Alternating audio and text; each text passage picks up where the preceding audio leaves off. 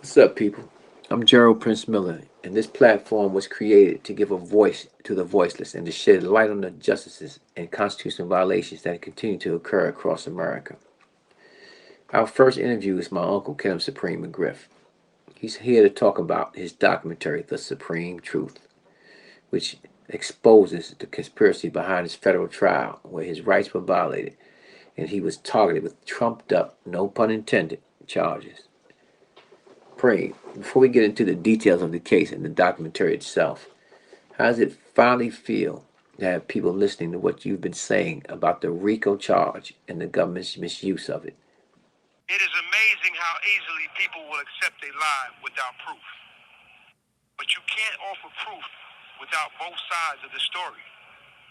Only half a story equates to a lie. Whatever happened to intellectual curiosity? Don't people want to learn something so that what happened to me doesn't happen to you or someone you love? This RICO shit is real and dirty. They use it for anything and anybody. Teachers, businesses, domestic violence, record labels, and even the President of the United States. It is the most misused and abused statute in the criminal justice system. All they have to do is prove a RICO organization exists.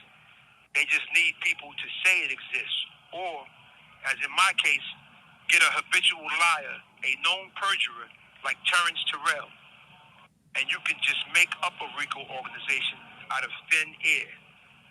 The crazy thing is, I never met Terrence Terrell and don't know who this nigga is, but they won't allow me the chance to prove it. My point is, say what you will about this call is from a federal prison. Diddy's case was not a RICO, but the judge still asked if he wanted to testify. The judge of my nephew Prince's case asked if he wanted to testify. Yet my right to testify was waived by my dithering, inept, court-appointed attorney, David Runke. Without my knowledge or consent, he refused to put me on the stand, which is unconstitutional. They would not allow me to testify because had I took the stand and told the jury I never met the star witness, that this whole case was made up by William Courtney, Terrence Terrell, and Carolyn Picorni. There was never a McGriff RICO enterprise. And if I never met him, it's impossible to be guilty of what he said. Sounds inconceivable, right? Well, I speak truth. This is some serious shit. I'm accusing them of criminal acts. William Courtney, Terrence Terrell, and Carolyn Picorni. But they will never say a word because then I get to prove it. And they can't allow that because the truth comes out. Watch the documentary, The Supreme Truth, out on Vimeo, October 15th. Shout out to Mike Tyson, who helped me to get my story out, my truth out to the world. It took 10 years to make it from prison. By lending his name to the documentary as one of the executive producers, he trusted me and never hesitated to help me at my lowest point. That's some real shit and rare these days. And I would never betray that trust with a lie. Thanks, Mike. Doc is out October 15th on Vimeo. Tell me, do you happen to know how your RICO case ended up in federal court and not state court? Because if you just say that I committed a murder because a nigga raped my sister or because a nigga killed my friend, that's none of the Fed's business. That's a state case. But now, if you can take that situation and you can orchestrate it to where you put it underneath a RICO enterprise, a drug dealing organization, then now it's the Fed's business. Now you can say, all right, so this explains the methods and the tactics of the federal government. Because they wanted me, and the only way to be involved in this case is to say that the crimes were an element of a RICO enterprise. That all this was done in furtherance of me maintaining my reputation and my position in this fake organization. Let me explain this. How they do it is because if you had a real a criminal organization, you do have to maintain. You got to keep your image up. If you're the head of if you're the head of Supreme Team, like back in the '80s, and somebody did something, yes, of course you have to respond, or you got to just retire because you can't allow somebody to do something to you and get it, because then everybody would do it.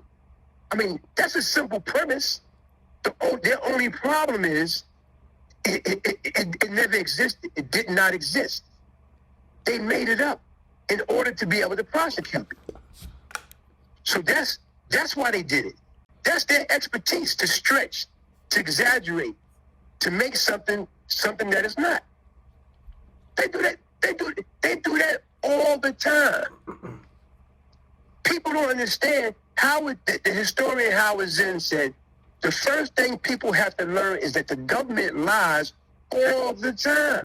This is nothing unusual. This is what they do to accomplish their goals. And people have to understand, this is like the order of the day, man. This is just doing business. That's why the prosecution and my lawyers and all the government people, they couldn't understand why I would risk my life or offer my life to testify, knowing that if what I said was not true, I would be put to death. So in their minds, they can't understand why I'm insisting upon the reason why in my mind is different than in their mind is because I have no fear of a lie.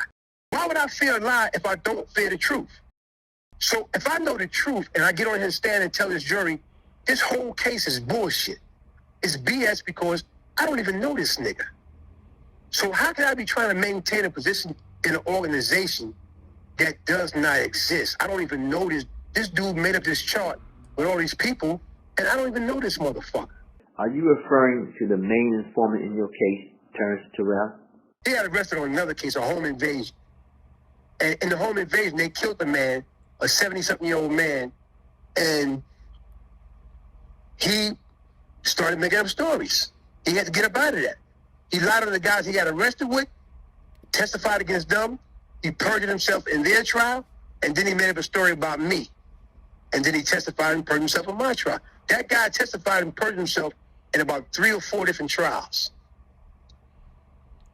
And the government knew this guy was lying the whole time. But they needed him. So they put him on the stand in a trial where they looked to kill a man. They put a known perjurer on the stand knowing this guy didn't know me. If I know Terrence Terrell, then I'm guilty and I should be put to death. No questions about it. But if I don't know him, if I never met him, that means everything he said during that trial was a lie. In a capital death penalty trial where they sought to kill me with a lie. Did you let your lawyer know that you want to testify in your own defense? It was an unguarded moment between attorneys. It's an example of the distinct disadvantage a criminal defendant faces, especially if you're black. Rumpke states in his own words, after 50 years of witnessing how a system works, said, most of the jurors are racist and favor the government. That's a fact. This is the unspoken truth no one will admit on record, but everyone knows it to be true. Look at this email in Rumpke's own words. Documents don't lie. The jurors in my trial believed I was actively trying to locate and kill them. If a defendant is going to trial, he must take the stand. Otherwise, he will never get a fair trial or another chance to speak his truth, as was the case with me. Once you testify, they cannot prevent the truth from getting out. If you're not going to testify, why even bother going to trial without a defense? Especially in a death penalty trial where they seek to kill you with a lie. That's why it's called testifying in your own defense. Here's why David Rumpke is an unscrupulous scoundrel.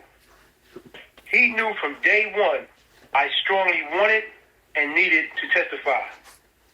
Not only did he stop me and waive my right, he told the attorney, Bruce Liebesman, there was no way he was putting me on the stand. Look at Bruce's affidavit. This sworn affidavit from a lawyer, Bruce Liebesman, and the email from Rumpke's own office to Robert Simmons. asking Simmons to stop me, along with Billy Guy's sworn affidavit stating he never introduced me and Terrence Terrell, along with my sworn affidavit that I don't know and never met the star witness, Terrence Terrell, proves without a doubt my constitutional right to testify was violated, proving both ineffective counsel and prejudice, which makes my conviction unconstitutional and illegal. This is a stupid question, but I have to ask it. Did the government actually prove that you knew Terrence Terrell? I mean, they say there's no such thing as a stupid question, but to me, that's a stupid question because how do you if you was to come to me and say, how do I prove that I don't know Ginobili Mandarin? Yeah, what you mean? How the fuck do I prove that? I don't know. Who the fuck says they don't know somebody that you know the government can easily prove that you know? I couldn't say I don't know Billy Guy. I can't say I don't know Irv Gotti. I can't say I don't know Ja Rule. I can't say I don't know BJ. I can't say I don't know Michael Payton, who's doing this film, because there's proof evidence that I know them. So it's not the question of how do I prove I don't know Terrence Terrell. The question is, how does the government prove that I know Terrence Terrell? Because you're the one who hired this guy as your witness. He's not my witness. Even though my proof is the sworn affidavit, the guy who he says introduced me was Billy Guy. I got a sworn affidavit from Billy Guy proving that he never introduced me. And then my testimony, that I never met him. I wouldn't say I don't know him or I never met him if I did. Because I don't know what the federal government might have a picture of me. So that's my proof that I don't know him, is that I'm saying I don't know him. The guy who he said introduced me says he don't know him. Ask every one of the people on that chart, 8 people. Go and get them and ask them if I know him. That's how you prove I don't know him. Any question pertaining to Terrence Terrell is a stupid question because he does not exist to me. I don't know him. I never met him. I never saw him. I never spoke to him. I've never been around him. So any question pertaining to Terrence is stupid because there's no way for me to prove that a person who I don't know him. Again, if you say, how do I know Ginobili Maximum? How do I prove I don't know? And who the fuck is that? So any question pertaining to Terrence Terrell is a stupid question. Even though I can prove it. Because Billy Guy is the guy he said introduced us. I'm saying I don't know him. And the chart that he made has 8 people on it. Those 8 people were part of the organization. Let's find out from them if they ever been in a room with me and Terrence Terrell. So it's pretty simple. When you use common sense, it's pretty simple. That's how you prove I don't know Terrence Terrell. You ask the people involved. Everybody involved will be subject to perjury under oath. So that's how you find out. You take those witnesses and you put them on under oath and you bring them in for questioning. But the government never did that. They never called Billy Guy and never called none of the 8 people on that chart. That's how you find out. The government has to do their job. They got to vet the witnesses. You don't just let somebody come in and say he knows somebody and was working with them for almost 2 years, selling kilos of heroin and dope. And the guy who he's talking about says I never saw him before. Okay, Preem, let me ask you another question. I've seen Officer William Courtney doing interviews on the internet, clearly talking nonsense. He keeps bringing up these alleged tapes from your trial. Explain to everybody the significance of those tapes and what he's trying to say and the reality of what really happened and what took place. Courtney's the police don't know shit unless a nigga in the street tell them. Courtney didn't know what he was talking about I'm trying to be tough and I gotta prove that I can't let these niggas get away with this. Courtney thinks he knows what he's talking about. The only thing he knows is ghetto gossip and street rumors. That's what he's repeating. Now, as far as the supposedly murder surveillance tape, like they keep saying that I had somebody film these dudes for 3 days at his hangout on his block, at his location. And before he died, I told them to cut the tape off right before he got murdered. Or some stupid shit like that. Like The person that was making that tape was a crackhead that was in her window just playing with a fucking camera. Because I don't need no fucking tape in order to know where somebody's at. You know what I'm saying? So, I mean, that whole tape, they kept trying to make it like that tape was mine. The fingerprint expert in trial testified that she couldn't remember which tape she got my fingerprint off. But all the tapes in that box was mini DVs, very small tapes. And there was only one 8mm tape, and that was supposed to be the surveillance tape. Now, if there was only one of a kind 8mm surveillance tape in there, and that was the murder tape, how could the fingerprint expert forget the one of a kind item? She would say, well, I know it's this one because it was the only one of its kind in the box. The reason why she couldn't discern where my fingerprint came from, because it was on one of the many of the 80 copies of mini DVs of the behind-the-scenes crime partner tapes in there. So that was another lie, saying that my fingerprint was found on the murder surveillance tape. It makes no sense. If you're an fingerprint expert, right? How the fuck do you forget the one-of-a-kind item in a box? This is what makes the government's case so nonsensical, because if she knew my fingerprint came off that murder surveillance tape, she would have testified in court. I am absolutely sure that his fingerprint was on the murder surveillance tape because it was the only one of its kind. I cannot forget that. I cannot mistake that. And so, but to save the government's case, she got on the stand and said that she couldn't recall where she got my fingerprint from, but it was from one of the tapes in the box. Oh, that's convenient. One of the tapes in the box, yeah. It was one of the 80 mini DVs, not the 8mm murder surveillance tape. Like, you have to answer the guys, but you can't ask them because they're dead. So I don't know how those tapes got inside that. I used to ride in their cars, and I know I used to have my luggage and my bags in his car. So I don't know how my shit got inside that house. These are the 80 mini Ds, and this is the one 8mm. How can you get confused when you get 80 trucks and you got one car?